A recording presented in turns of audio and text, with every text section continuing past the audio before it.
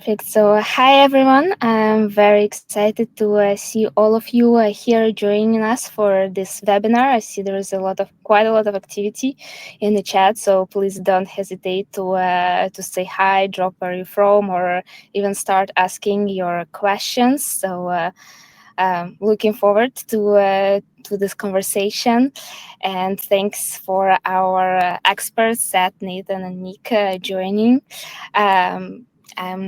I think we have a wealth of experience here to share from everyone, from all different industries. So much different experiences. Please, we'll address all the questions at the end, but don't hesitate to leave them throughout the session if you have any. So we have here Seth Kersner, who's the Senior Application Security Manager at DoubleVerify, Nathan Bird, Principal Application Security Architect at Applied, and Nick Simonov, IT and Security Director at PandaDoc. So maybe, Seth, you can get started. Just tell a little bit more to the audience about your experience and what you're doing at AppSec at DoubleVerify. Thank you so much, Alexandra. Appreciate it. Good morning, afternoon, and evening to those that are able to dial in today. As mentioned, I lead application security here at DoubleVerify. We're a global publicly traded ad tech company. So we deal with a lot of volume and size and scale, measuring ads 24/7, 365, and then bringing that data back to our partners and clients.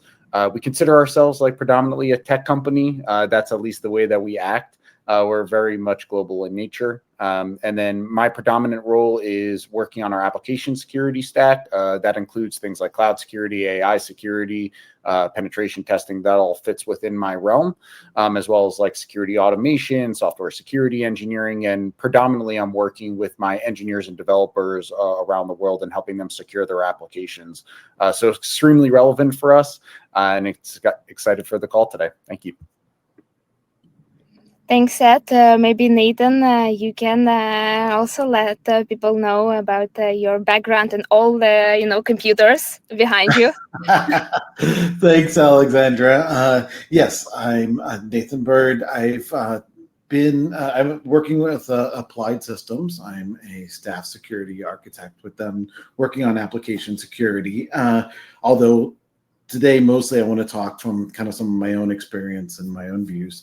In my past, I started off at life actually as a software developer. So most of my career, I've worked in software engineering, creating some of the big systems that for MasterCard and other folks. And I've been personally using AI, besides the security side, also from the development side as an open source developer. So just a few things. Oh, the computers behind me, I have my collection of retro computers and my fun new project of my true random number generator back there, powered by uranium glass. Ask me about that offline if you want. But anyway, so great to talk to you all, and thanks, Alexandra, for setting this up.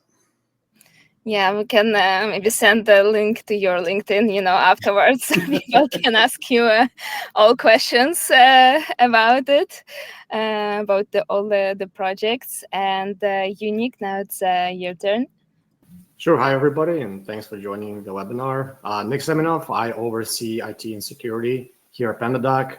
If you don't know about PandaDoc, we are a tech company. We have a SaaS product that's available to everybody. We focus on creating quotes, proposals, and we have e-signature built into the product. You've probably heard of some companies that are competitors, but a full tech company. We are also fully remote. We have development teams all over the world, mostly in the US and Europe. I would say pretty much half the company is in product or engineering for us as a tech company. So a big focus, application security, us being a publicly facing application.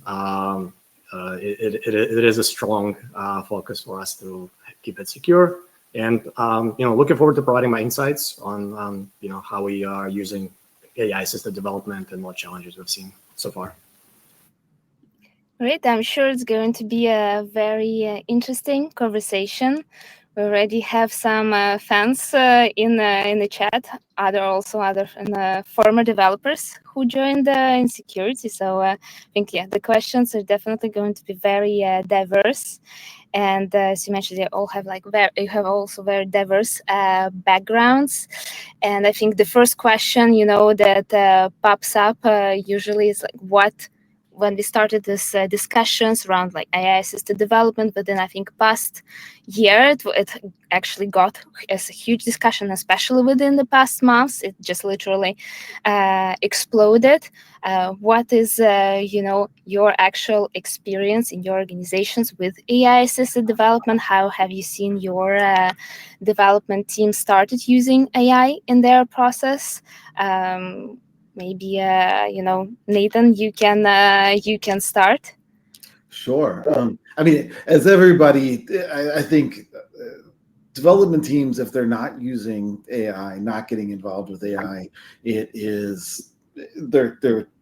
going to be, it's affecting everybody, right? And we are seeing a lot of uptake in AI, both at my company as well as actually one of the areas is with open source development. Some of the things I'm doing in the we are of course watching what our developers are using. We have, as a lot of companies do, a lot of places do, some pretty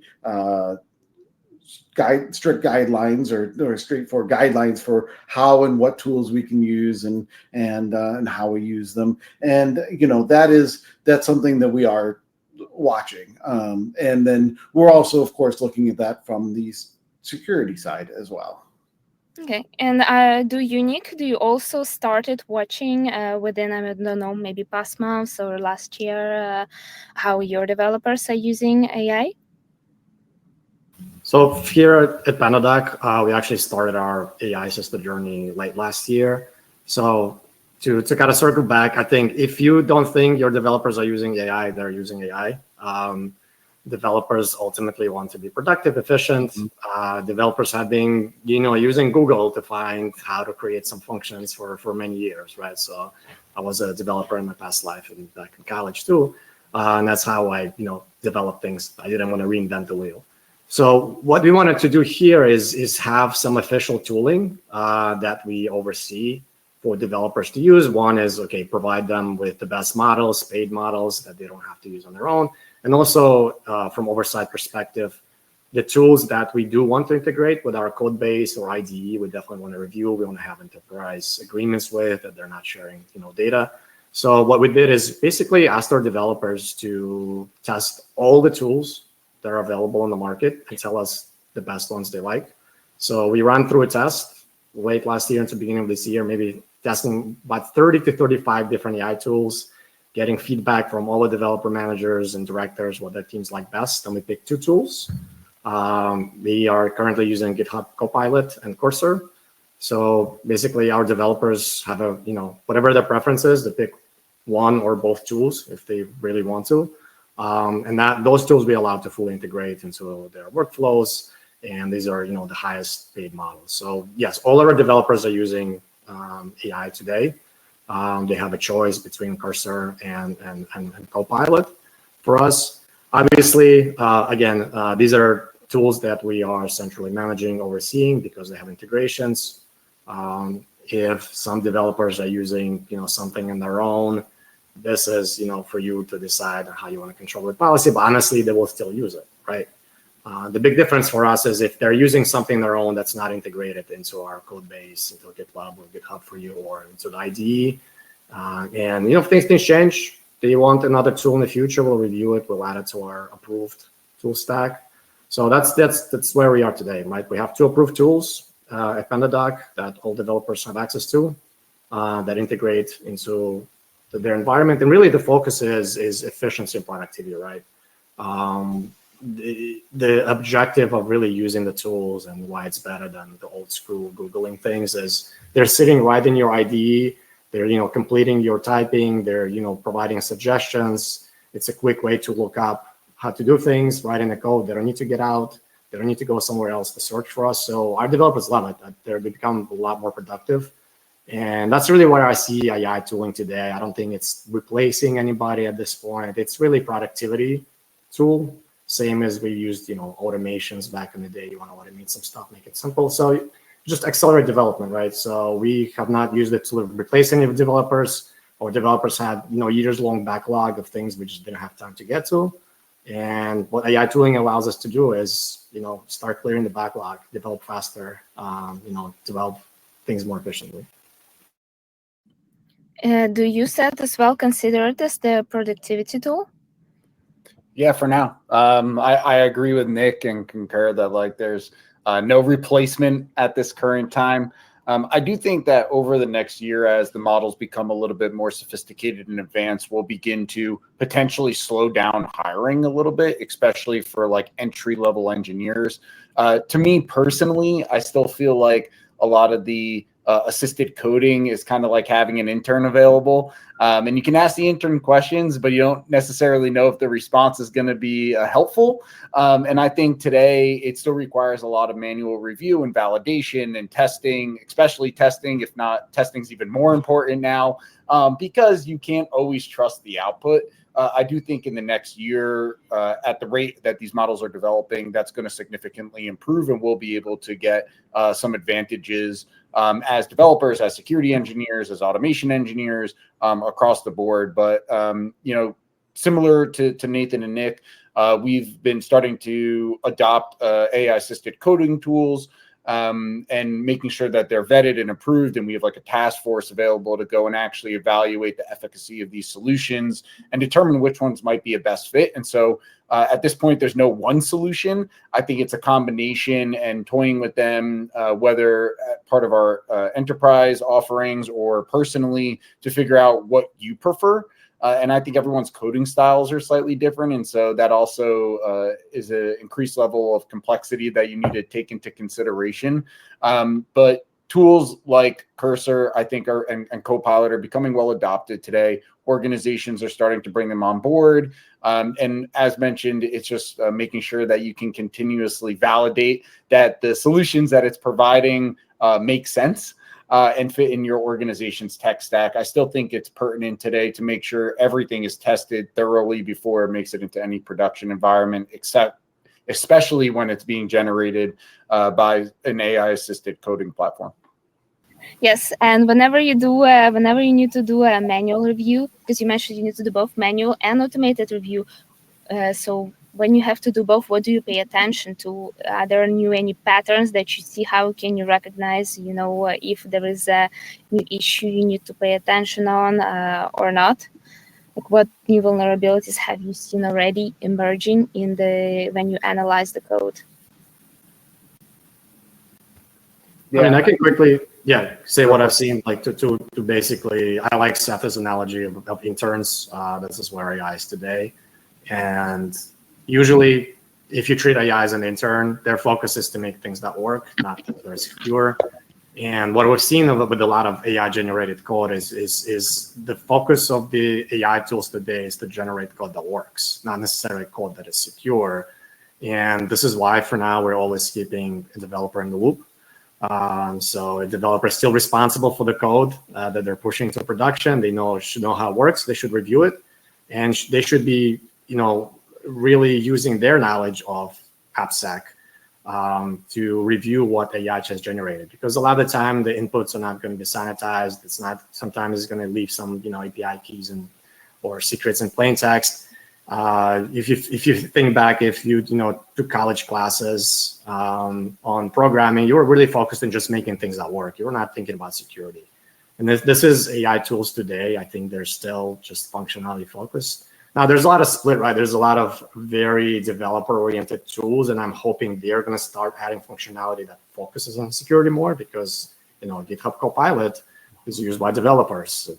It's not for mom and pop to find baking recipes, right? So I'm hoping they're going to add additional functionality in there to actually run test cases on security, do a lot of more QA on security functions. For now, it's still human-based, and this is why I'm really focusing on AppSec tooling at PandaDoc today, because I know we have now hundreds of new interns generating code suddenly.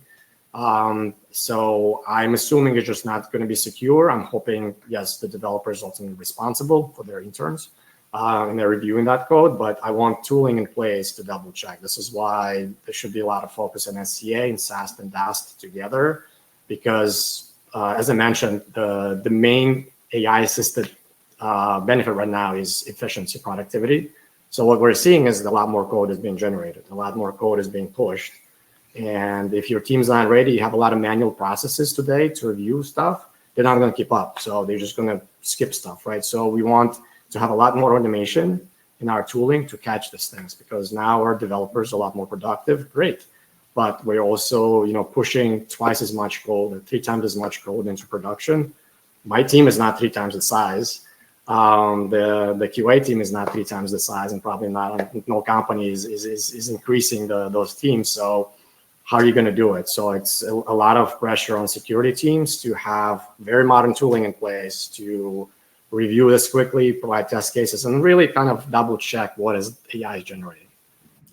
And if I can jump in there, Nick, I totally agree. I think we are starting to see some tools, some AI tools that will help change that default to more secure coding. Like I've seen a couple of vendors that have come out with MCPs recently that will help to look at security as you're going through and doing AI assisted coding. And in fact, I just saw yesterday a issue raised on the OpenGrep platform for creating an MCP version of OpenGrep, which somebody please pick that up. That would be amazing. So they're starting to get that tooling. They're starting to work on that. You can also do things like make sure it's in the system prompts and stuff like that to try to help increase. But it's a great part. It's a great point that is a maturity thing that it's going to go towards, right? Yeah, I just wanted to add in as well, like the major challenge that I've experienced recently is in the previous world, you could always go to a developer and ask them, why did you write this line of code the way that you did? Mm-hmm. And they would normally, like with 80-90% of the time confidence, have a good answer. Now that they're not always writing all the code, you ask that same question, why did you write the code the way that you did? And they don't have an answer anymore. They're like, well, AI wrote it. And I think like that's the biggest gap that as a application security professional, like we're struggling with today, because there are, as Nathan mentioned, like some new tools coming to assist us as security professionals. But if the developers themselves don't know exactly why the AI did something and they don't necessarily understand it, it becomes very difficult to secure. Let's say there is a SAST issue that's discovered, whether it's manual or automated via a source code review or via a scanning tool, and it triggers a rule, you no longer can just go to the developer and ask them the basic question of, why did you do this? Because they don't know. And I think that gap is really what we're trying to spend a little bit more time solving, is to make sure that when you are using these AI assisted coding tools, that they are accurately including as much context and comments in their own code. So that way, if us as a security professional have an issue or triggers a particular rule, we have enough context to be able to either A, help the developer fix the potential issue, or B, have enough context to at least understand why the issue originated in the first place. And so closing that gap has been one of our major priorities now. And actually, something you said was really interesting there, Seth.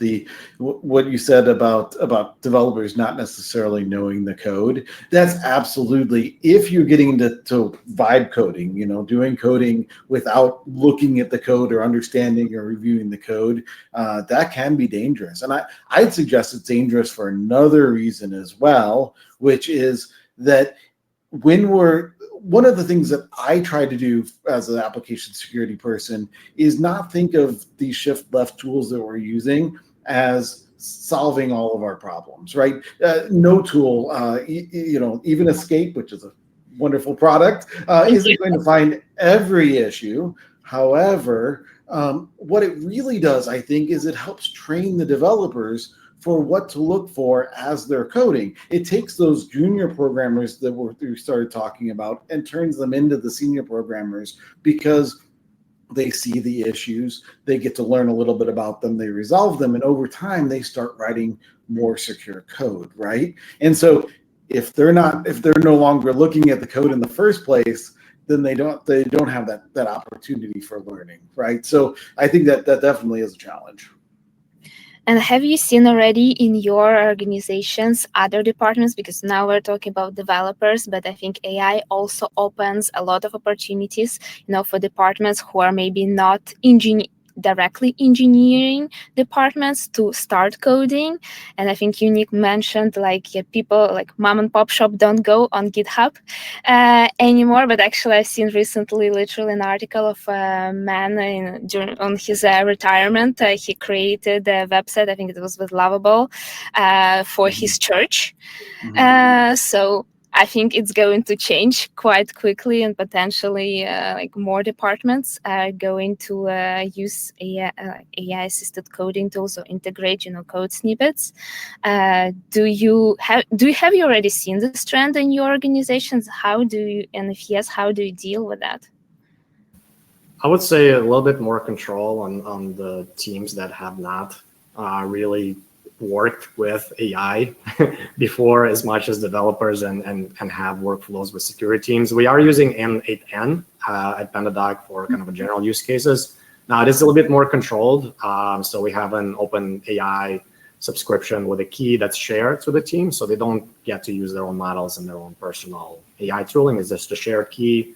If they need an AI step in their automations that they're developing for their HR department, the finance department, we're like, yeah, go ahead, automate a lot of new things, especially like the newer tools that are kind of low code, no code automation that can have an AI step that kind of help you process. I want to convert PDF into like an Excel or something like that. You can add as a step for AI. So for that, we just control by on my side for my IT team owns the API key to the AI model. It's just shared to the teams that want to use it. They don't need to know exactly how it works. They don't need to know about specific and integration. It's just shared out to them. So I would definitely make sure it's more governed for those teams because they're maybe not as technical and they probably don't have as a developed process that we already have with our engineering team. They're always involved in our security team for consulting or developing the feature. We already have these processes developed. So it's a great point. All these new teams that coming in are potentially starting creating automations. Your organization might not have workflows for them to reach out to security and say, hey, is this secure? I'm transferring data from this HR system to here. Is that fine? Because they've never been able to do that before. They've always had to go to IT to help them make this, and IT knew this, but now they're creating themselves. So yeah, I would definitely put a lot more governance around it and start creating this process. If you're doing something new, reach out to me, or somebody on my team. Let's talk about, make sure we're doing it in a secure way. Have any of you onboarding changed in any way of onboarding on new engineering team on security side? So they can be more, more explanation about security risk, because all of you mentioned interns, and a huge part, of interns' life in the company is onboarding. Has it changed in any way, or do you think it should change right now with more AI tools being integrated? Yeah, it's a good question. I'll kick off here. I think there's two aspects of it. Like one, the biggest challenge with interns is that if they're coming from traditional collegiate engineering programs, there's not a whole lot of time spent educating most software engineers today during an undergraduate program, for example, in security. So they're just coming in with like a very small understanding. They might have taken one class on like network security or something along those lines, or maybe one class about like securing public cloud providers or something like that. But that's rare, to say the least. And the challenge is like the interns are only in your organization for maybe like 2 months, maybe up to 6 months if they're doing like a co-op program or something along those lines. And you don't have a lot of time to teach them all of OWASP's top 10 in secure coding best practices. There's just no chance. So the way that we approach it is by giving them, at least like, as Nick mentioned, similar to, let's call it non-traditional developers that are now getting access to engineering capabilities, whether it's no code or low code.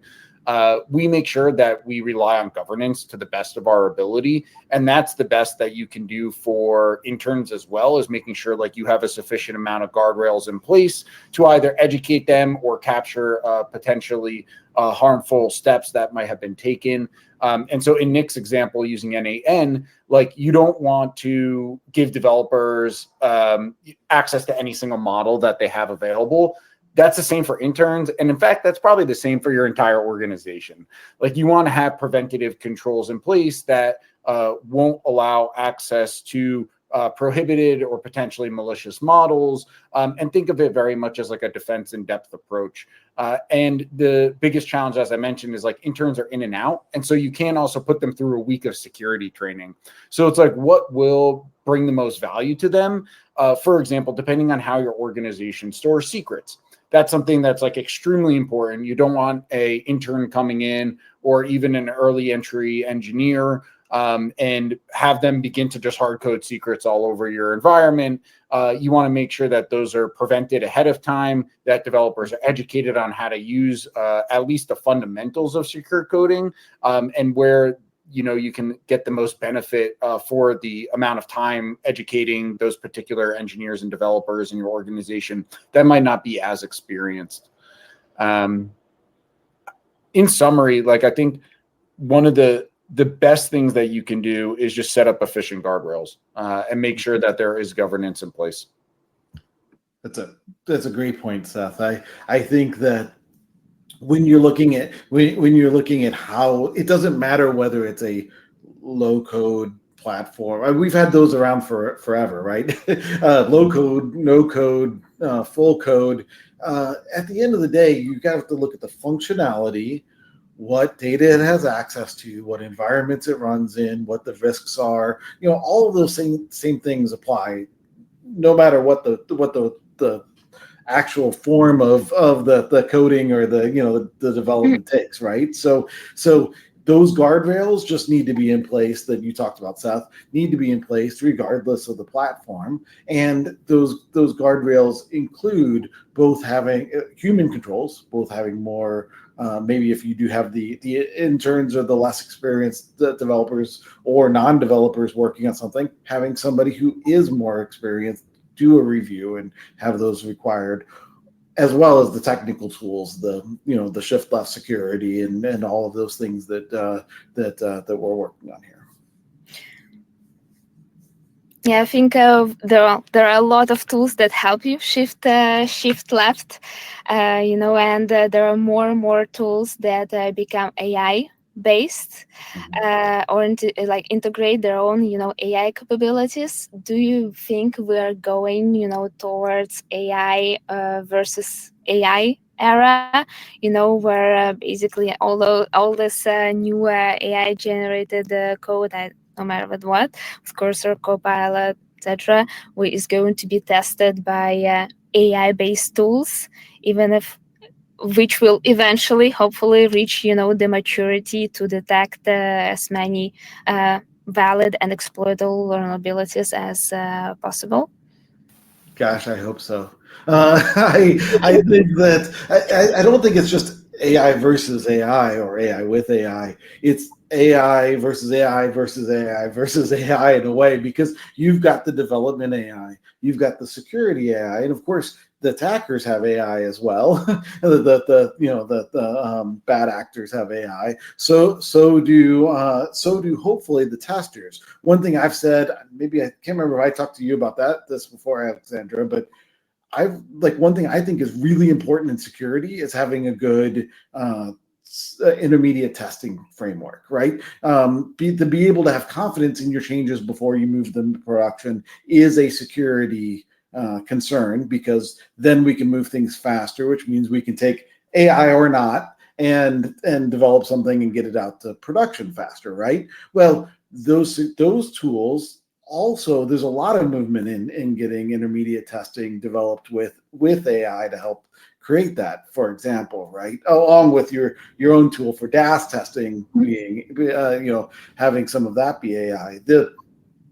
I think it has to be all through the board. It has to match and to be able to keep up with that increased pace of development. Absolutely. What about you, Nick or Seth? What do you think?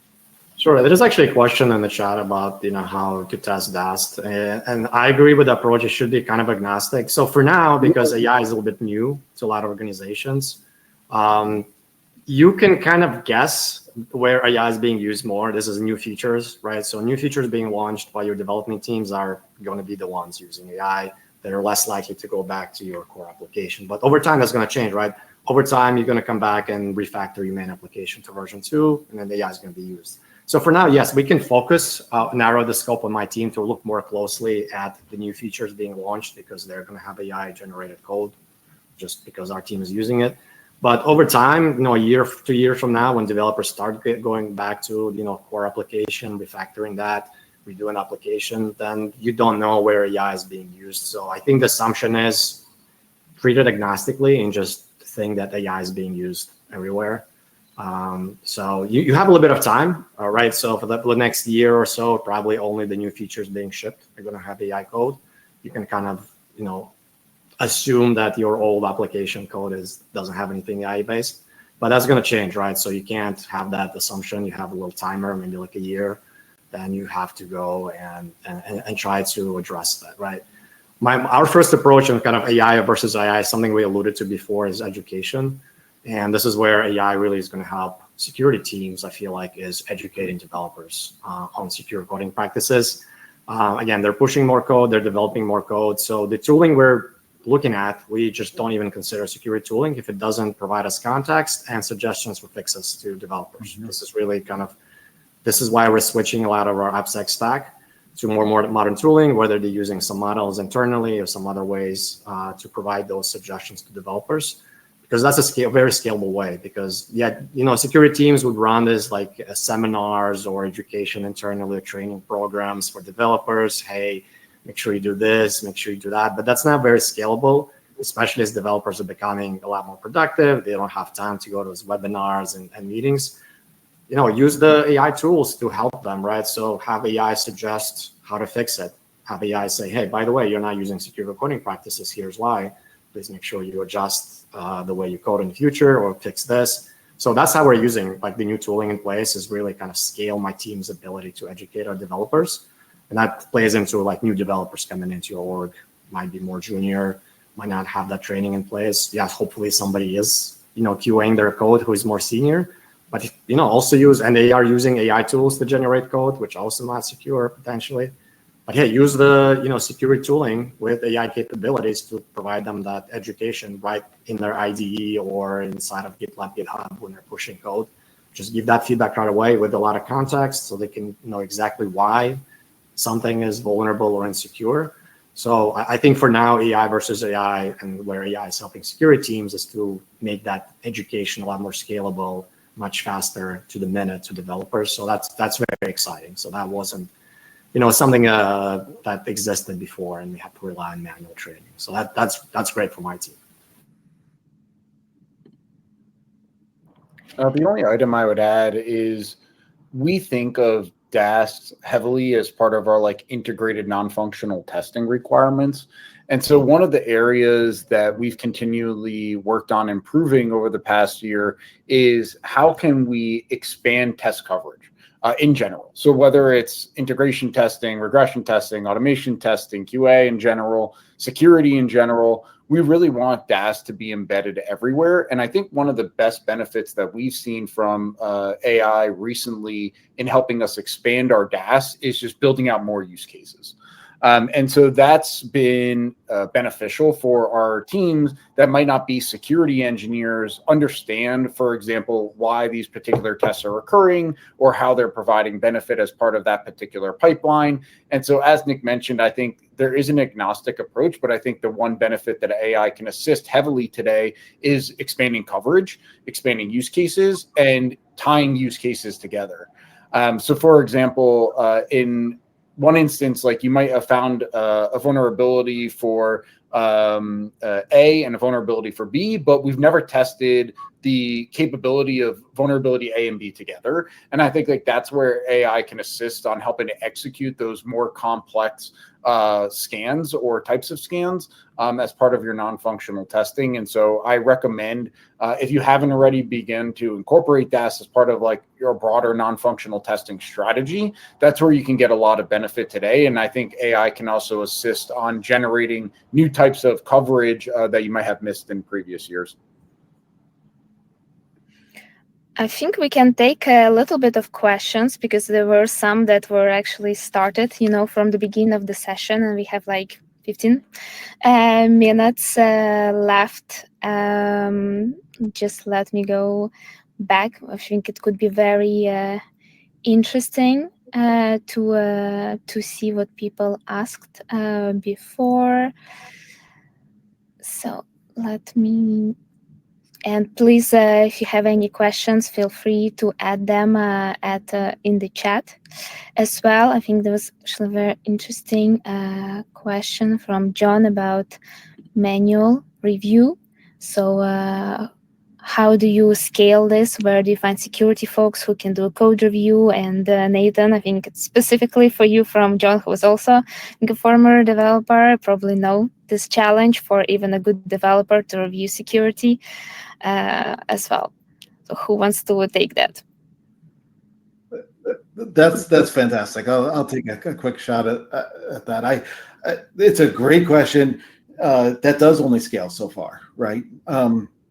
My approach on it, as far as the human code review process, my approach to it is to, again, I think that it's a lot about learning, right? And so what I try to do is try to work with teams, maybe make sure and treat teams individually, look at who has that security knowledge, that security code review knowledge, and maybe take a time when I'm focusing heavier on one project, make sure that they are kind of familiar with the things that we want to do and then we want to look at, and then kind of move on and basically try to take it so that we're trying to teach the developers themselves or help the developers themselves learn about those topics so they can be a force multiplier for the security team and be able to themselves do a lot of that reviewing, right?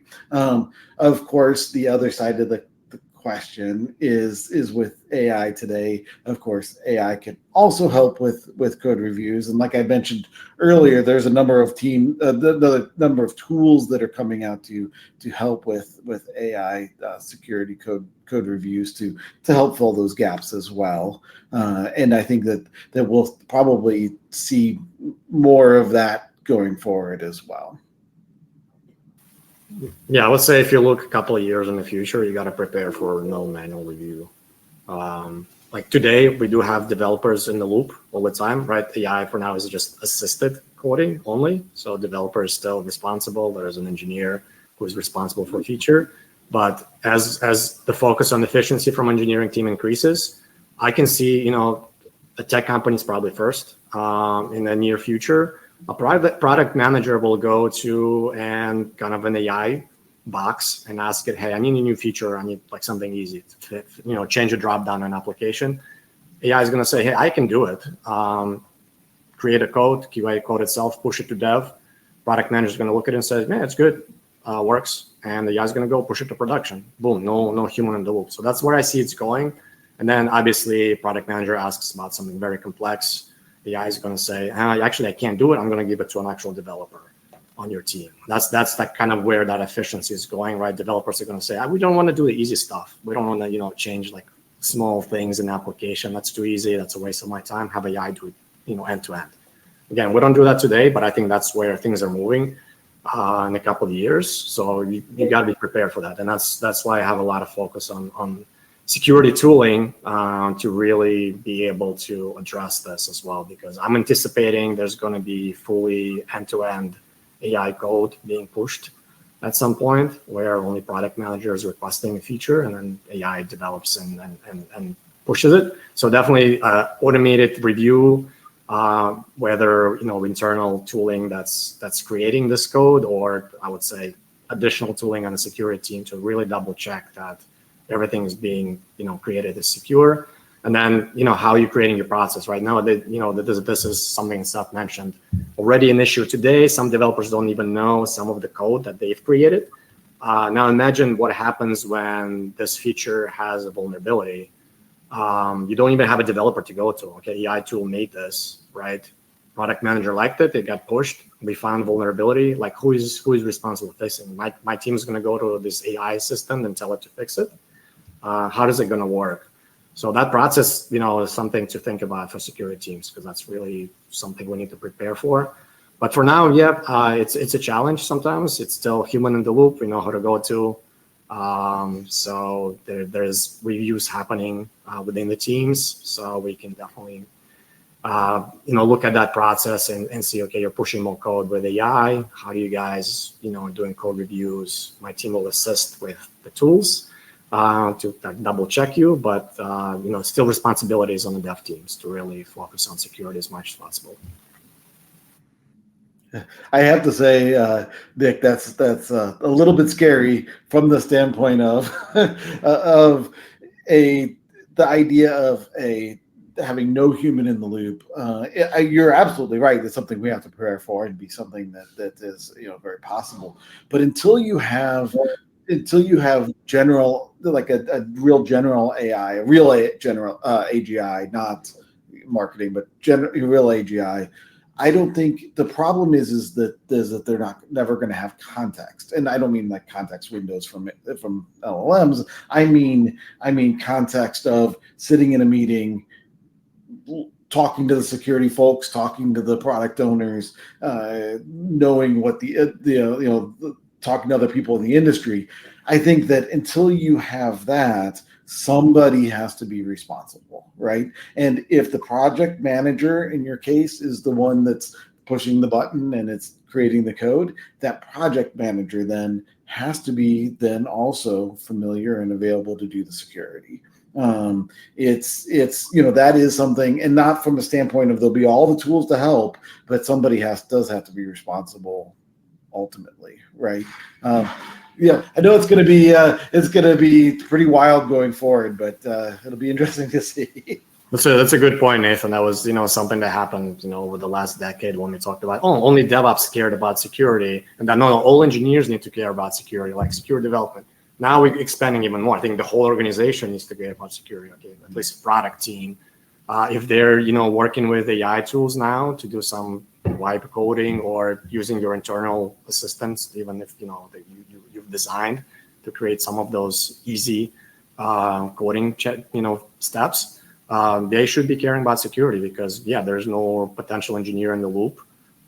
They should be the ones that are aware of how to test the security, to make sure they understand it, to make sure they have a workflow to work with the security team to double check if they're launching a new feature, because many years ago only DevOps was relied upon it. Now all the developers should know secure coding practices.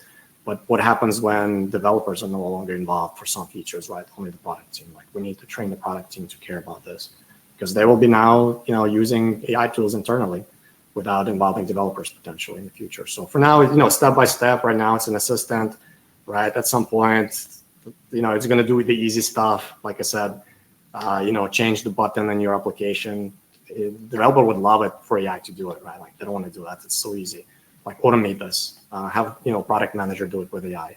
But then who is doing the security here? Who's the security review? So changing the process for the whole organization to be involved in understanding the secure practices, especially when they're generating some code through approved tooling or some internal tooling, and then for security team, always double check, introduce new tools to double check, triple check things. And this is why a lot of our focus is, like, we talked about context, new applications, security application using AI. They do integrate into a lot of points inside your application and code base and everything else to get that context, so they can actually understand what is being done, why it's being done. They're creating the flows and graphs and all of that fun stuff. For that same reason, right? We want to double check what is AI being, generating, or, somebody else in the company is generating code, we want to double check it. So yeah, all the tools we're adding have AI capabilities specifically to get that context and understand what's happening, and then provide fixes, right? So help train employees, developers for now, maybe in the future, even product managers, help train them saying, hey, this is the code you generated is not secure. Here's why. Here's what to look for. Because, like I said, it's not going to be scalable for security team to do all those reviews. It's just not going to be realistic. We're doubling the amount of code going into our environment with the AI system tooling, and the security team is not doubling in size. So how are we going to do it? I think we have a lot of opinionated people here in the chat. I think I've never seen so long paragraphs, sharing their opinions, which is great. Like from Victor, that context is still the king for secure code review, which is nice. I think one question, actually, from John, that it's actually a great question. Why Escape versus others? Since all of you are Escape users, I think it's actually a great way to say, why? Because indeed, Rapid7 is well known. I could kick off here, and then others can chime in if they want. I think that there's legacy solutions in the marketplace where these early DAST capabilities came out, like let's call it a decade ago. They're slowly to improve. They are starting to expand their capabilities, but especially the benefit that you get versus the pricing model, like may not make sense anymore, especially for like distributed microservice-based applications. And I think where Escape shines the most is like coming up with thousands, if not several thousands of unique test cases to put forth against your application endpoints, and be able to get wider coverage and visibility. So for Rapid7 or their equivalents that are sort of older solutions in the marketplace, it requires for you to like very clearly like specify your application and very clearly definitively type out like, here are my endpoints that you need to test. And I think one of the best benefits that Escape brings, especially to DoubleVerify, is the integration with all of our existing partners. So we today aren't like manually building our inventory and manually feeding in, here is the application endpoint that you need to scan. It's doing a lot of that inventory capability just based off of the integrations that we've already established. From there, beginning to scan everything and almost treating it all as like if it's a production environment, so we at least can get some crawling capabilities and additional discovery capabilities without much human in the loop. And I think getting that broader visibility gives us more opportunities to increase our authenticated scan coverage, definitely increase the number of potential attacks that we're putting against these environments, and also quickly delineate between what is like a production versus staging environment without, once again, spending a lot of human time. And I think that's the biggest benefit that Escape's brought DoubleVerify relative to previous DAST solutions in the market, or even comparative to like Burp or like a Zap.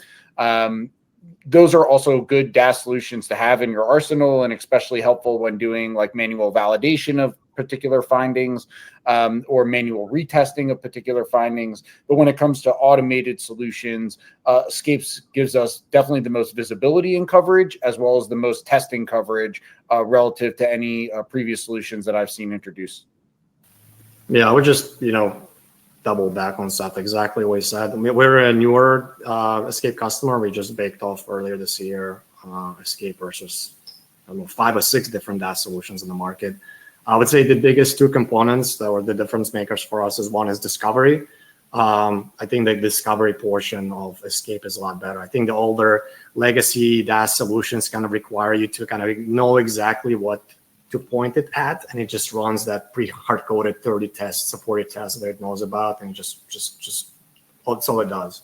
Versus Escape, it might be some stuff you don't know about your application, maybe some points you don't know about.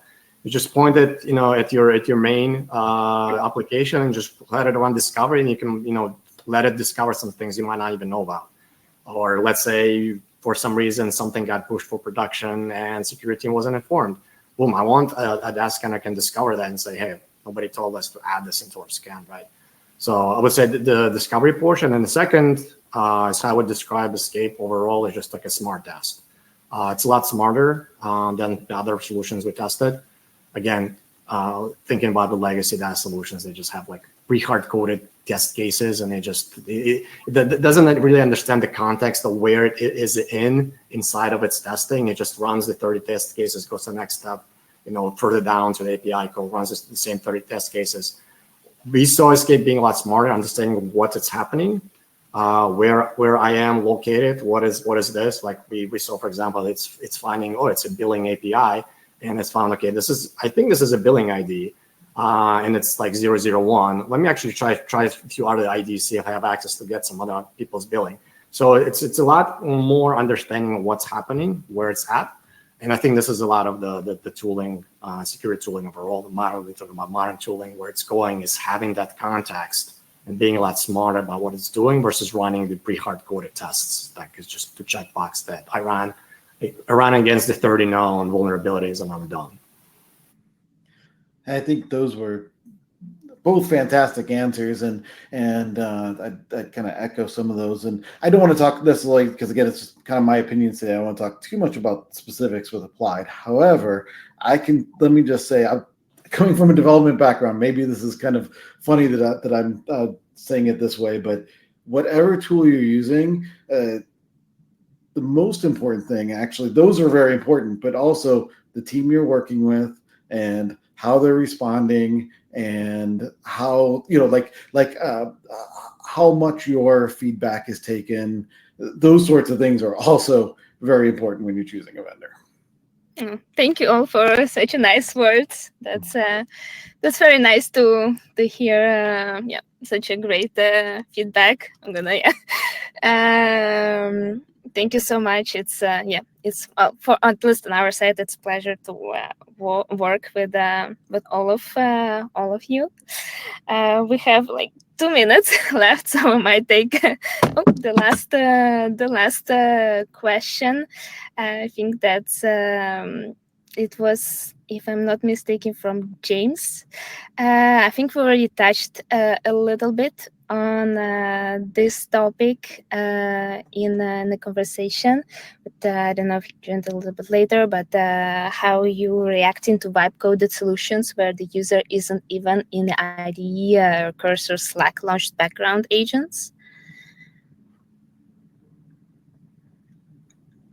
I'll jump in if nobody. I think that vibe coding doesn't matter what tool it is.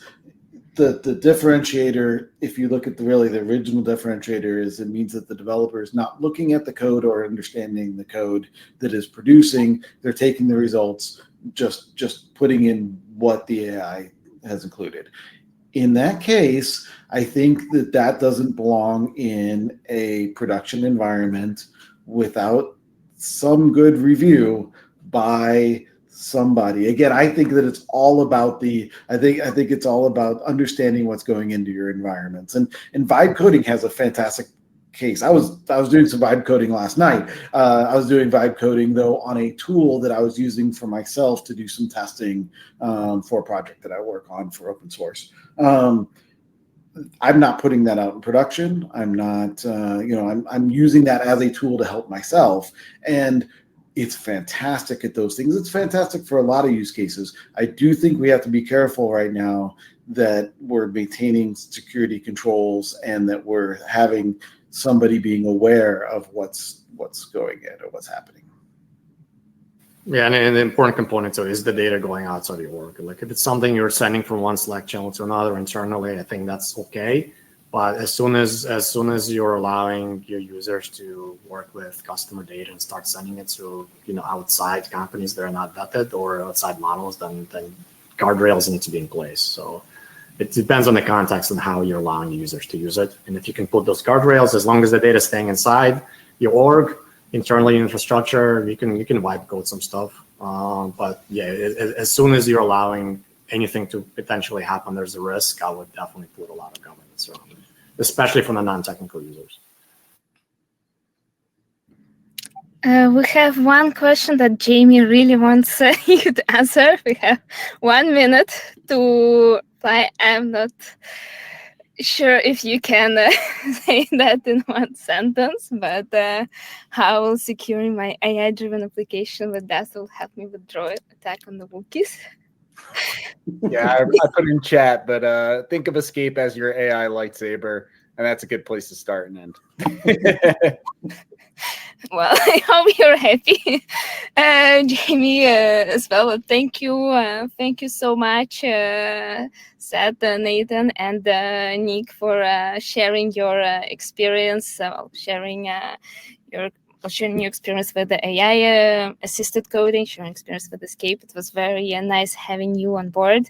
For people who are listening, I've recorded as well the screen, so we'll try to publish the cleaner version in maybe probably next week for you, so you can also tune off for if we had any problems. I'll check also with our provider if we could still record if some portions of it were recorded. So thank you all again so much for assisting, for being also for people who were so active in the chat as well. Thank you. Thank you so lot. Thank you so much. Thank you.